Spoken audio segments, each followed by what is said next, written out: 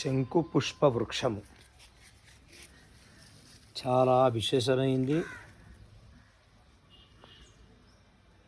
చాలా ప్రయోజనకారి అయినటువంటి మొక్క. దీనికి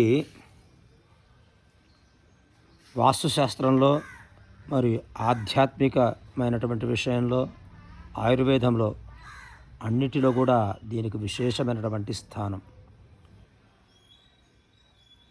వాస్తుశాస్త్ర పరంగా ఈ మొక్కను ఇంటిలో ఉత్తరం వైపుగా లేదా తూర్పు వైపుగా పెంచుకోవాలి. విశేషంగా ఆగ్నేయ దిగ్భాగంలో ఈ మొక్కను పెంచటం వల్ల వాస్తు దోషాలు తొలగింపబడతాయని వాస్తుశాస్త్రం చెబుతూ ఉంది. ఇక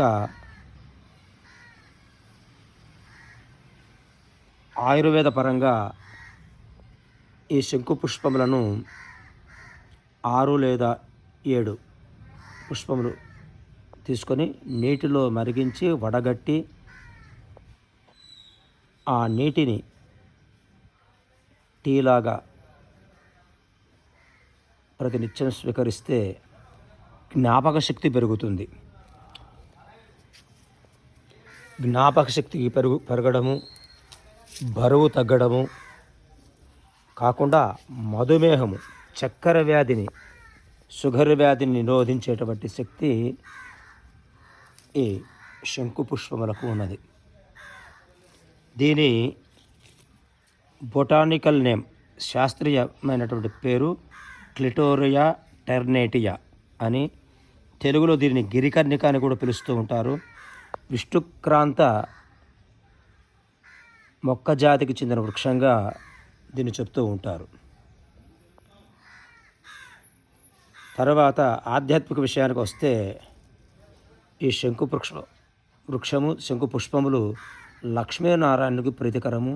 అలాగే శివుడికి, అలాగే శనేశ్వరునికి, హనుమంతుల వారికి కూడా చాలా ప్రీతికరమైనటువంటివి.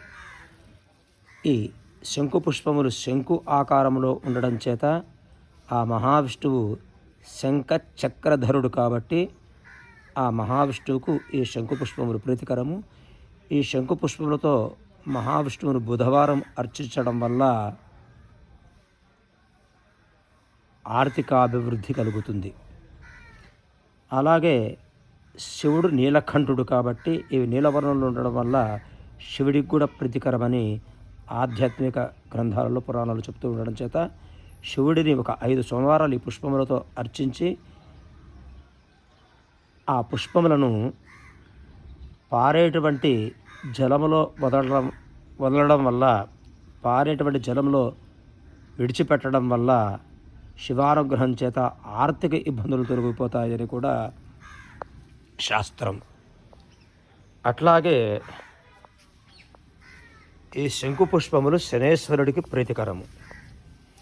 శనేశ్వరుడికి నీలవర్ణము లేదా నలుపు వర్ణము శ్రేష్టం కాబట్టి ఈ శంకు వృక్షము ఇంటిలో ఉన్న లేదా ఈ తీగ జాతికి చెందినటువంటి వృక్షం యొక్క ఈ నీలవర్ణం పుష్పములతో శనేశ్వరుని శనిత్రయోదశి రోజు 108 పుష్పములతో 108 నామములతో శనేశ్వరుని అర్చించిన, లేదా 19 నామములతో అర్చించిన, లేదా 108 పుష్పములతో మాలగా తయారు చేసి శంకు పుష్పములతో ఆ మాలను శనేశ్వరుడికి అలంకరించిన, లేదా 19 పుష్పములతో స్వామిని అర్చించిన, 19 పుష్పములతో మాల తయారు చేసి స్వామికి అలంకరించిన, మనకు జాతక చక్రంలో శనేశ్వరుడు నీచస్థానములో ఉన్నటువంటి దోషాలన్నీ తొలగిపోయి శనేశ్వరుడు అనుగ్రహం లభిస్తుంది. నవగ్రహాల్లో శనేశ్వరుడు చాలా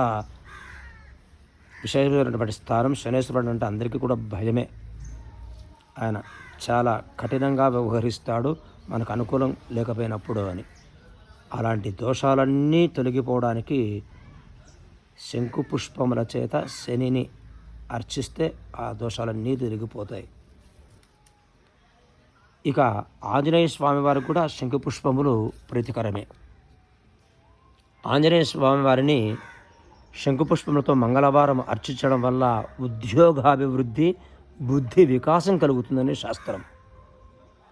అలాగే శనేశ్వర దోషాలు కూడా మంగళవారం రోజు హనుమంతుని అర్చించడం వల్ల తొలగిపోతాయి. అలాగే మానసిక రోగాలు కూడా, కొందరు గాలి చేష్టలు అని బాధపడుతుంటారు కదా, వారు కూడా శంకు పుష్పములతో హనుమంతుల వారిని అర్చిస్తే ఈ దోషాలన్నీ తొలగిపోతాయి. ఇలా ఆధ్యాత్మికంగా, వాస్తుపరంగా మరియు ఆయుర్వేదంలో కూడా అనేక రోగాలు తొలగించి మనకు చర్మకాంతిని ప్రసాదిస్తుంది, జ్ఞాపశక్తిని ప్రసాదిస్తుంది, బరువును తొలగిస్తుంది, మధుమేహాన్ని తొలగిస్తుంది. అలా ఈ విశేషమైనటువంటి వృక్షము మన ఇంటి ప్రాంగణంలో ఉండడము మనకు ఎంతో శ్రేయోదాయకము, గమనించగలరు.